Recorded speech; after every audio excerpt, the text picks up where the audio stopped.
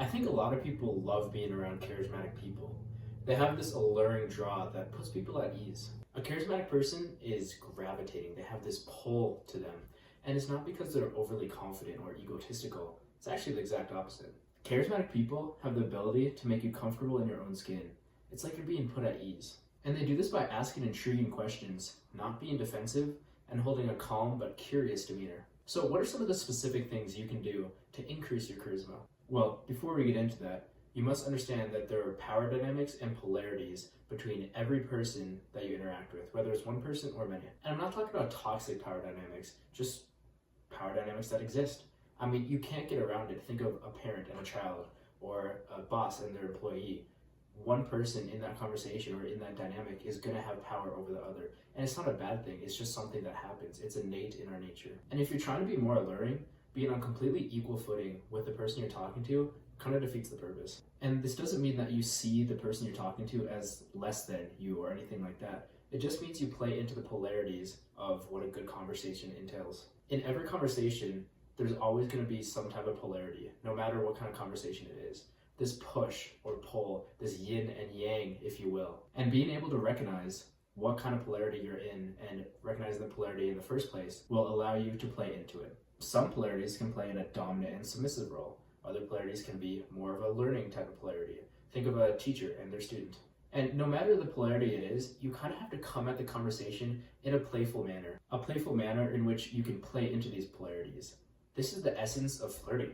Flirting is really just playing at these polarities, this push and pull, having this power dynamic over somebody. And again, not in a bad way.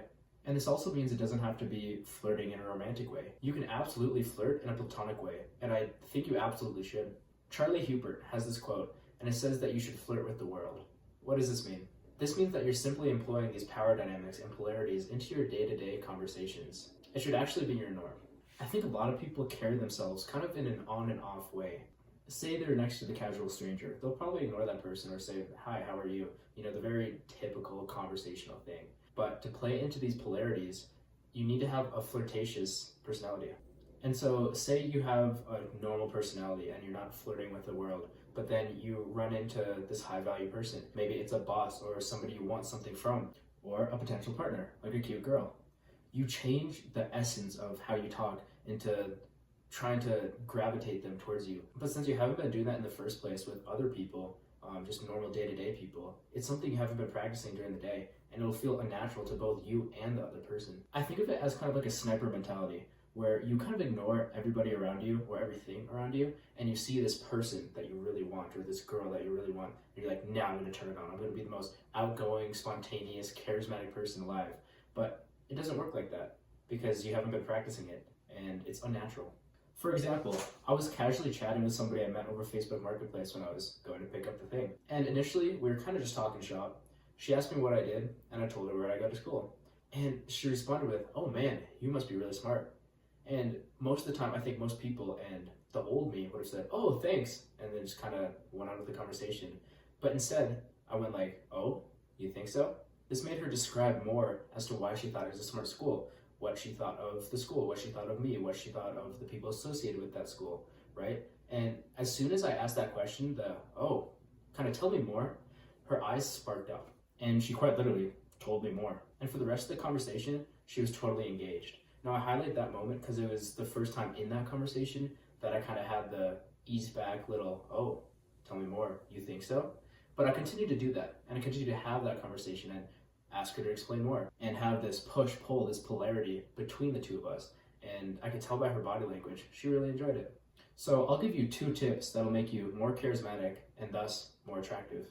The first tip is use silence to your advantage. Create meaningful pauses in your conversations to emphasize what you're talking about. It's all about tonality, the pitch of what you're talking to, and the pauses in between what you're talking about can emphasize what you're talking about. And also use these pauses to use your body language to tell somebody what you're thinking about something. Say, for example, if somebody asks you about something that you dislike, instead of going on and explaining about why you dislike that thing, you can just kind of roll your eyes when they mention that thing, or visibly show that you dislike that thing. Us as humans are very good at picking up on body language. And if you make it obvious, like an eye roll or something, they're gonna know that you dislike that thing, and they might push more. It's like, oh, what did that eye roll mean? You know, and the conversation intensifies. And the second tip is stay off of your back heels, or in other words, don't be so defensive. If somebody says something to you that could have been taken as rude, like, oh, that shirt sits on your body funny, instead of going out of your way to explain, no, it doesn't, I look great, you know, you can just say something as simple as, oh, you think so? Most of the time, when you say something like that, it'll force the other person to double down on what they said. And this could make them realize they're being rude, or if they knew they were being rude initially, allow them to explain why they think that shirt sits on you funny. So it actually doesn't take that much more to be more alluring than you were yesterday. But with everything, these sort of things take practice. So get out there, start practicing.